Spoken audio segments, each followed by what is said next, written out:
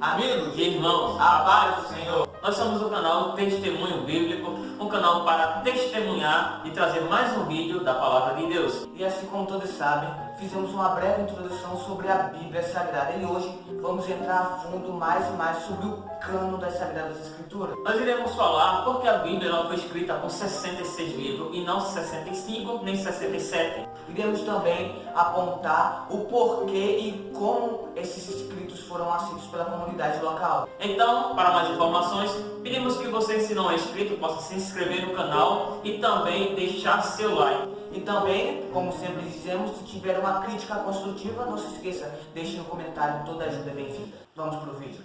E 1, 2, 3 e roda a vinheta.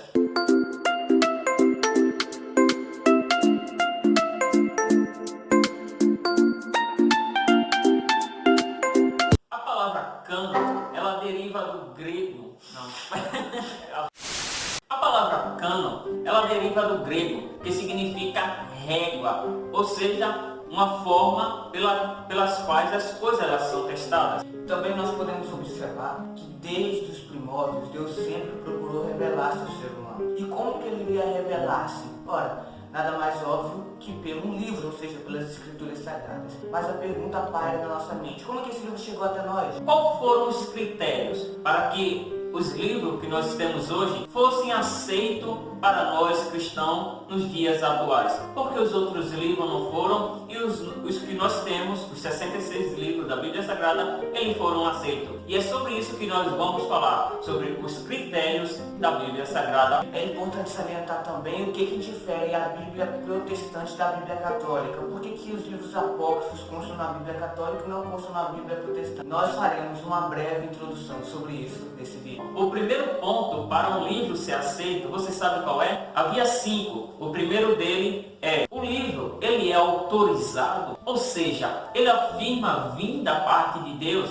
Citações em livro como "assim diz o Senhor" ou "falou o Senhor e ele disse", isso é uma citação de autorização vinda da parte de Deus. Outro ponto que era bem visto e era bem observado para que pudesse se aceitar um livro no cânon era de quem que esse livro provinha. Se era um profeta e se era uma pessoa de boa reputação. Como por exemplo, nós temos os livros como Ezequiel, que foi escrito por um sacerdote, um homem de Deus. E nós temos vários livros que, através da reputação desses escritores, o livro foi aceito ou não. Terceiro ponto, o livro, ele é de confiança. A confiabilidade desse livro fala a verdade acerca de Deus, do homem, etc. Não era apenas escrever um livro. Esse livro, ele teria que falar verdade acerca dos atributos de Deus, do agir de Deus e também acerca do homem. É por isso que alguns livros apócrifos, eles são questionados acerca de ver detalhes que não condiz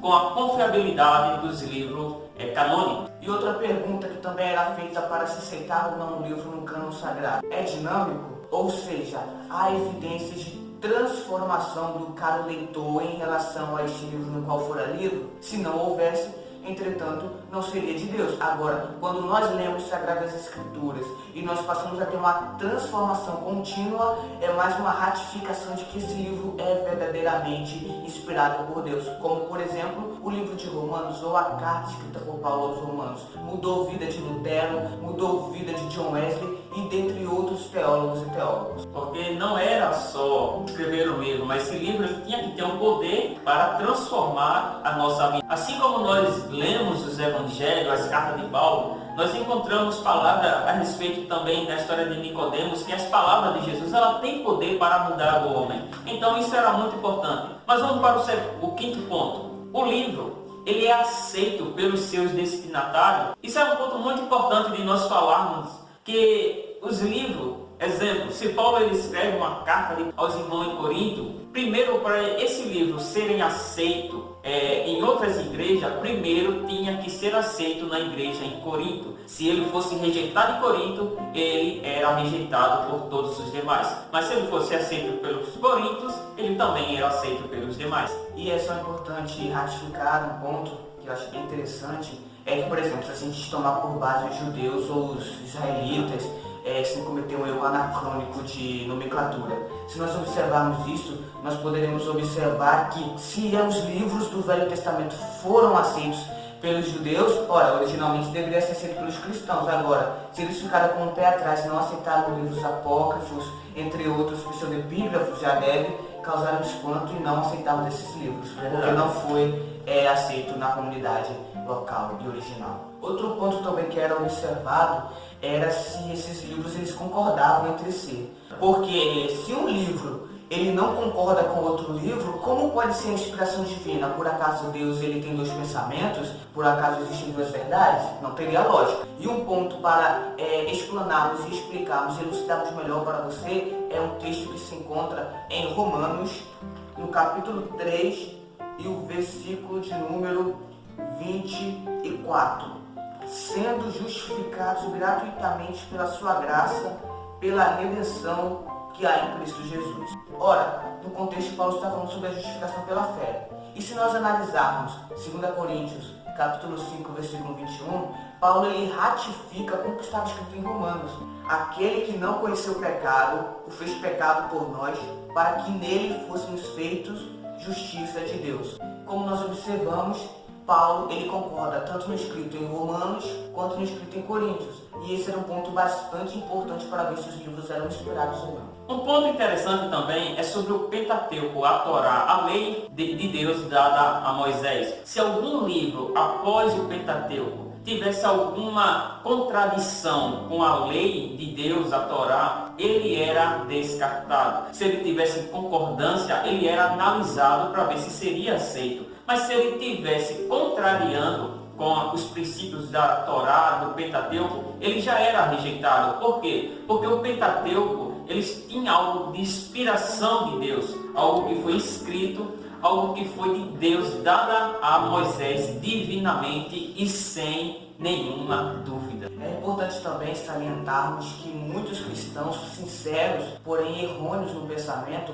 acreditam que Cristo ele veio para abrogar a lei, ou seja, para descumprir tudo que a lei falara. Ora, muito pelo contrário. Como é que o Deus encarnado poderia desobedecer a sua vontade inspirada? Como que ele poderia desobedecer a própria lei moral que ele estabeleceu? Não se esqueça do texto em Mateus capítulo 5, versículo 17, palavras de Cristo. Não cuideis que vim destruir a lei ou os profetas, não vim abrogar, mas cumprir. E para corroborar com os demais textos de que os demais livros deveriam estar em concordância com o Pentateuco, nós também temos o texto em João, capítulo de número 5, versículo 46 ou 47, que diz: Porque se vós cresces em Moisés, crereis em mim, porque de mim escreveu ele. Porém, se não credes nos seus escritos, como crereis nas minhas palavras? Agora nós iremos falar sobre o processo de canonização, ou seja, qual o processo que perdurou desde o início até o fim para obtermos os 66 livros que temos nos dias modernos. O processo da canonização são três, os principais.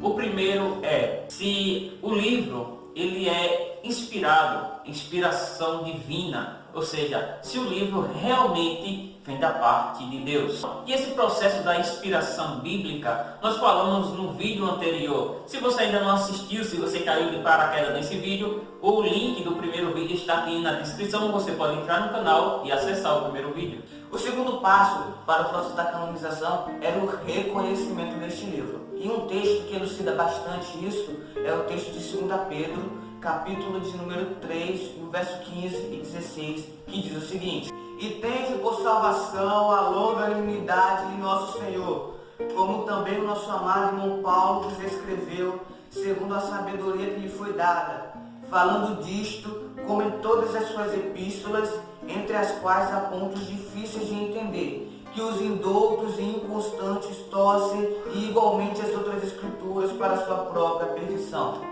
Ou seja, como nós vemos nesse texto bíblico, os escritos de Paulo já era reconhecido pelo apóstolo Pedro e pela igreja cristã antes do fim do término do século I da era cristã. O terceiro ponto é sobre a conservação, ou seja, os livros que eram inspirados por Deus, que eram aceitos no cânon bíblico, ele era conservado, eles eram guardados e colecionados pelos cristãos ou pelo povo de Deus.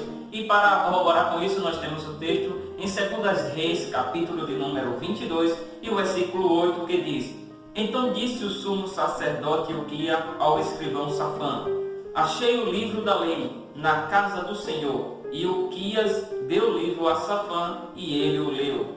Outro texto, agora no Novo Testamento, para corroborar com o que o nosso irmão Cláudio leu, é o texto de Mateus, no capítulo de número 2, e o versículo 4 ao 7.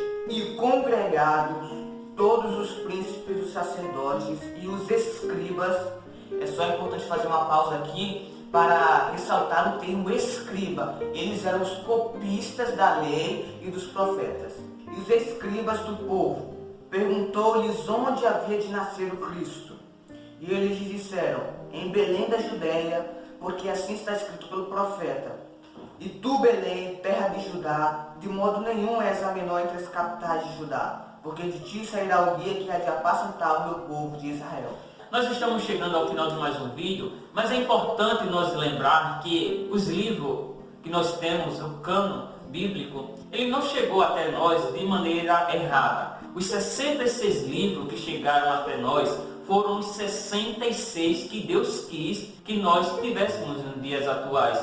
Ele não quis mais nem menos. Nós acreditamos na literalidade que Deus, Ele quer apenas que nós tivemos esse livro, porque muitos outros foram escritos, mas inspirados por Deus, nós acreditamos que apenas esse que você tem na sua mão, que você tem na sua casa, a Bíblia protestante, são a palavra de Deus. E eu convido a você, meu querido e amado ouvinte aí do outro lado da telinha, a pegar a Bíblia Sagrada, a lê-la, a aprofundar-se nas Escrituras. As Sagradas Escrituras, ela é um rio, ela é uma fonte inesgotável. Aprofunde no conhecimento bíblico e você verá que a sua vida será transformada pelo conhecimento da palavra de Deus. Você tem na sua casa um livro mais vendido, mais amado no mundo inteiro. Então não tenha preguiça de ler, você possa ler, terá dúvidas que você não saberá responder, mas esse livro é o que te fará chegar no céu. E partir do ponto de uma seguinte premissa, é a revelação dada por Deus aos seus servos. Bom, nós estamos chegando ao final de mais um vídeo. Esperamos de coração que você tenha gostado. Então, se você gostou, já vá deixando o seu like e se inscrevendo no canal. E não se esqueça de compartilhar o vídeo com aqueles seus amigos, colegas, grupos de WhatsApp. E também, como eu sempre digo, se tiver uma crítica construtiva, deixe nos comentários que nós teremos o prazer de lhe escutar. O Instagram da nossa conta oficial Testemunho Bíblico estará aparecendo aqui embaixo, então que você possa estar lá seguindo a página, porque lá nós estaremos lançando enquetes e também postando os bastidores das nossas gravações. Fique com Deus!